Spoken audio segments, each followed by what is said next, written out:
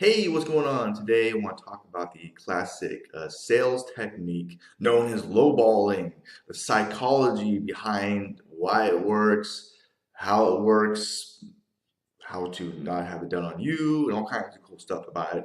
Before I get started, down below there's a link in that description. And if you do click on it, you can actually view what I truly believe to be the most important skill someone can actually get when it comes to making money online. Now, I used to sell cars a long time ago, so I'm going to use that lowballing how it works in the car business. Okay, we're selling vehicles. So what happens is, with the power of the internet, everybody can shop around, especially for new cars. You know what the price is going to be. In fact, I think I sold cars it was like 8 years ago. I sold cars in Oakland, California, at a Honda dealership. And even then, the internet was becoming so powerful. So this is what happens. You shop around for the price. You know the price is. And so to be competitive, one dealership will offer a lower price than everybody else. You go like, well, shit, I found the gold mine. So you go to that dealership and you fill out all this forms, extensive financing, purchase forms are filled out. You may be driving the vehicle around your neighborhood to show it off to your friends for a day. You get committed to the vehicle. You get attached. You fall in love with it. And yeah, a lot of work gets done basically.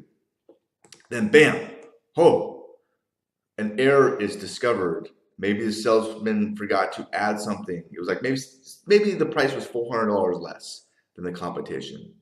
Maybe sometimes the bank that handles the financing finds the mistake, or the boss goes, "Hey, I'm gonna lose money on this. I can't do this." Whatever, the price has to come back up.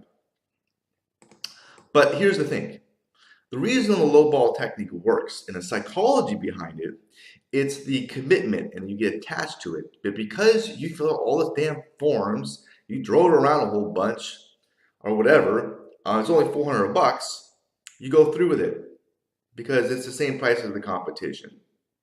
Okay, it's the commitments that you do. Uh, Another example is recently I went overseas and my father got an airplane ticket from me and he actually experienced a lowball technique. He found on the internet for one price and then they called him up and they actually had to raise the price on him. It was a lowball technique. I was like, what the heck? It still is around today, ladies and gentlemen, so be careful. I'll give you one more example how it can be worked. It can be used, lowballing can actually be worked, can be used in social situations. Like, for example, say a girl's with this guy and it's all good, but the guy drinks too much. So the girl leaves him. And the guy goes, "Come back, baby. I promise I will not drink anymore." And she goes, "Okay." So they get back, they get attached, and then go, "Oh shit, I can start drinking now." Come, come, come, come, come, come. But because she's attached, blah blah blah. It could do that. That's what lowballing is. So as you can imagine, it's a pretty shady technique. And that's really how it works. So the $1 million question is, if the lowball technique is used on you, how do you not get screwed, right? Or uh, how do you not have it done on you? That's a good question. It sounds really simple, okay, but it's not. And that is not to get too attached to any vehicle or person or whatever.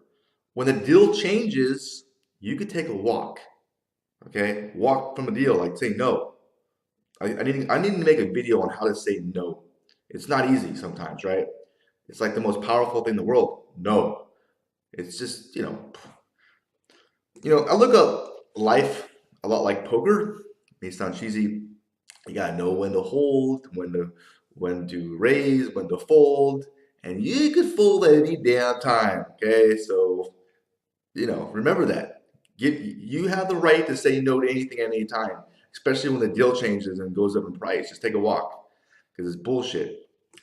So the low ball technique really relies on our desire to be seen as favorable in the eyes of others. It relies, we don't want to let them down. It relies on our ego because we committed one thing earlier. We don't want to go back on our word. right? So it kind of relies on that whole status fucking bullshit, which it is. Um, and the ego is your enemy. There's a book about that. I wrote it. It's really good. I'm gonna read it again, I think. I want to. Uh, it's a really shady thing to do, okay? And if you're in sales like me, don't do it. Um, I really do believe that's going to hurt somebody in the long run, okay? Maybe in the short run, you'll pick up some sales here and there, but people are going to be like, not going to want to do business with you again. I mean, I'll give you an example. Joe Girard, the #1 car salesman, did he do the lowball technique? No. He has a record for selling the most cars, and how he did it was based on referrals. I mean, you're probably not going to get a lot of referrals if you're screwing people over on price constantly. Okay, it's just probably not going to work. Okay, that's how he got it. He did not use the low ball technique, Joe Girard. Okay, #1 car salesman. You don't need to use it. Don't use it. Okay, it's a shitty fucking technique for people that are, don't have their shit together. So, anyways, that's what the low ball technique is. That's how it works, the psychology behind it, how to avoid it. Hopefully, you like this video. Maybe we're entertained. You might have learned something. If you did, please hit the thumbs up button. I would appreciate that. If you're interested in making money online, which is a very wonderful thing to do nowadays because I mean, we live in some crazy times. The world is changing. Every single day, the world changes, right? And getting one of these safe, secure jobs where you can like retire and get this pension, like my dad had. He worked at like a can manufacturing plant, like a really good job. I'm like, holy crap, they're really hard to find nowadays. So making a little bit of money on the side, especially on the internet, it feels really good. Just the empowerment, like, wow, you know, that's why I've always had money in the bank. I can always tell my boss, whatever, I'm taking a walk, fold. I'm out of this job. It feels good. You're not so needy of a paycheck or a boss. And, a good boss, I think, really makes or breaks your job. But, anyways, I'm just going off on a tangent. If you want to make money online, which I encourage you to do, it's a really cool thing to do.